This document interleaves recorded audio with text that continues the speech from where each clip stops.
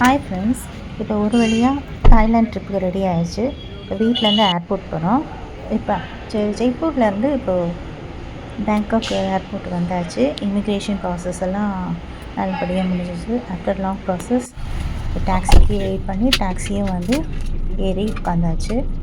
இப்போ டெஸ்டினேஷன் கிளம்ப வேண்டியது தான். கொஞ்சம் தூரம் போக வேண்டியிருக்கு. ஒரு 2 hours ட்ராவல் பண்ணி இப்போ காலையில் 4 மணி. நைட்டெல்லாம் தூக்கம் இல்லை. இப்போ பார்க்கும்போது பொழுது விழுந்துருச்சு. ரொம்பவே வித்தியாசமான ஒரு சூழல். இடையில் இறங்கி அங்கே உள்ள லோக்கல் ஹோட்டல் பார்ப்போம், ரெஸ்டாரண்ட் பார்ப்போம், என்ன சாப்பாடு அப்படின்னு பார்க்கலாம். ஒரு 7 மணி நேரம் 8 மணி நேரம் ட்ராவலுக்கு அப்புறம் எனக்கு ரொம்ப பசி இருக்குது. சரி, அங்கே ஒரு இடத்துல ஒரு ரெஸ்டாரண்ட் பார்த்தோம். அங்கே உள்ள தாய் ஃபுட் தான். Sticky rice with sea food soup கொடுத்துருக்காங்க. இதுதான் பார்க்க பிளாக்காக இருக்கும், பட் டேஸ்ட் வந்து உண்மையிலே ரொம்ப நல்லாயிருக்கும். ஸ்வீட்டு, ஃபிஷ்ஷு, ப்ரான்ஸு எல்லாமே இருக்கும். இருந்தாலும் இன்னும் நிறைய அதர் மீட்டும் இருக்குது. அது நாங்கள் வாங்கலை. அதனால் பெஸ்ட்டு நம்ம எப்பவுமே சீ ஃபுட் போயிடலாம் அப்படின்ட்டு. நல்லா இருந்தது. ஃபுட்டை என்ஜாய் பண்ணோம். இப்போ இதுதான் எங்களுக்கு காட்டுற வண்டி. ஒரு 2 வீலர், அதில் ஒரு அட்டாச்மெண்ட் இருக்கும். அதில் நம்ம உட்காந்துக்கலாம், லக்கேஜ் எல்லாம் எடுத்துக்கலாம். சரி, நாங்கள் ஒரு ஐலாண்ட் போகிறதுக்கு அதுக்கு ஒரு ரெஃப்ரெஷ் ஆகணுன்றதுக்காக ஒரு ஸ்டே வந்தோம். அங்கே உண்மையிலேயே அந்த இடம் எனக்கு ரொம்ப பிடிச்சிருந்தது. ரொம்ப காமாக ப்ளசண்ட்டாக இருந்தது. இந்த செடியெல்லாம் வந்து ரொம்ப அழகாக ஆர்கனைஸ் பண்ணி வச்சுருந்தாங்க. ஒரு குட்டி குட்டி விஷயங்களும் பார்த்து பார்த்து பண்ணியிருக்காங்க. ஒரு ஃபேமிலி இருந்தது. அவங்க தான் இதை ரன் பண்ணுறாங்க. எந்த ஒரு ஆர்ப்பாட்டமும் இல்லாமல் ரொம்ப அமைதியான மக்களாக தெரிஞ்சது. இந்த ஊரே வந்து இறங்கவும் இதோட சூழல் பார்க்கும்போது மனசுக்கு ரொம்ப வித்தியாசமாகவும் நல்லாவும் இருக்குது. இப்போ நாங்கள் போட்டுக்கு வந்துட்டோம். இது வந்து ஸ்பீட் போட்டு. காலையில் 8 மணிக்கு கிளம்பும், அப்புறம் 1 மணிக்கு கிளம்பும். கிட்டத்தட்ட இப்போ 1 மணி ஆகிடுச்சு. கிளம்பி வந்துட்டுருக்கோம். ரொம்பவே ஸ்பீடாக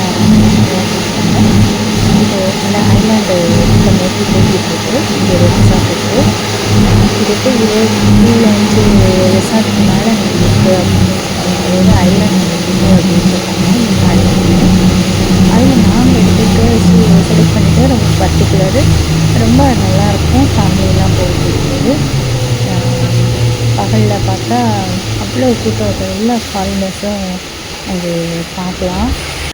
குழந்தை பிள்ளைங்க எல்லாருமே வந்து வரக்கூடிய ஒரு இடம். இந்த ஸ்பீட் போட்டில் ட்ராவல் பண்ணிக்கிட்டு இருந்தோம். இப்போ இடையில பிக்கப் பண்ணுறாங்க ஒரு பிளேஸில். அதுக்கப்புறம் இந்த போட் வந்து கொஞ்சம் வெயிட் பண்ணுது. நிறைய போட் இருக்குது. இதெல்லாம் வந்து வேறு வேறு தீவுகளுக்கு போகுது அப்படின்னு சொல்கிறாங்க. இப்போ நாங்கள் போகிறது வந்து வேறு சில்வர் சாண்டல் அந்த ஒரு தீவு போகிறோம். பார்க்கவே இந்த கடல் வந்து ரொம்ப அமைதியாக இருக்குது. அலைகள் போது ஃப்ரெண்ட்ஸ், இப்போ ஒரு வழியாக நாங்கள் தீவை நெருங்கிட்டோம். பார்க்கவே ரொம்ப ரம்மியமாக இருக்குது. கரண்ட் போகிறதால காலையில் போகிற மாதிரி தெரியும். ஆனால் அந்த காட்சி இருக்கிறது, அந்த கண்கொள்ளா காட்சி என்னன்னு சொல்கிறது, வேறு ஒரு உலகத்துக்கு வந்த ஒரு ஃபீல். இவ்வளோ நேரம் இத்தனை மணி நேரம் ட்ராவல் பண்ணி இவ்வளோ தூரம் கிடைச்ச அந்த அலைச்சல், இப்படி ஒரு அழகான ஒரு காட்சியை பார்க்குறதுக்கு இந்த மாதிரி இவ்வளோ தூரம் வேணால் ட்ராவல் பண்ணலாம் அப்படின்னு மனசுக்கு ரொம்ப இதமாக இருக்குது. உண்மையிலேயே பயணம் வந்து ஒரு அற்புதமான ஒரு விஷயம்தான். பல ஊர், பல நாடு, இந்த மாதிரி மண்ணை மிதிக்கும்போது வர ஒரு கழிப்பு இருக்குது. அது உண்மையிலேயே ரொம்ப பெரிய ஒரு விஷயம்தான். ஒரு ஆட்பறிக்காத ஒரு அந்த அலை ஓசையும் சரி, அந்த காட்சியும் சரி பார்க்குறதுக்கு ரொம்ப ஒரு அற்புதமாக இருக்குது. அதுக்கும் மேலே அங்கே இருக்கிற ஒரு க்ளீனினஸ், ஒரு சின்ன குப்பையும் இல்லாமல் பார்க்குறதுக்கு எவ்வளோ அற்புதமாக அந்த சூரிய ஒளியும் வந்து சுட்டரிக்காத ஒரு ஒளின்னு சொல்லலாம். ஒரு குளுமையும் ஒரு வெயிலும் சேர்ந்தா மாதிரி ஒரு ஒரு சூழல்.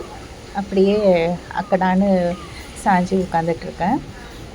இப்போ இந்த காட்சியே போதும், சாப்பிட எதுவும் வேணுமா அப்படின்னு என் கணவர் என்னை கேட்கும்போது கூட எனக்கு சாப்பாடு எதுவுமே வேணாம் அப்படிங்கிற மாதிரி தான் இருக்குது. இது இன்றைக்கி ஸ்பெஷல் அந்த மெனுவில் இருக்குது.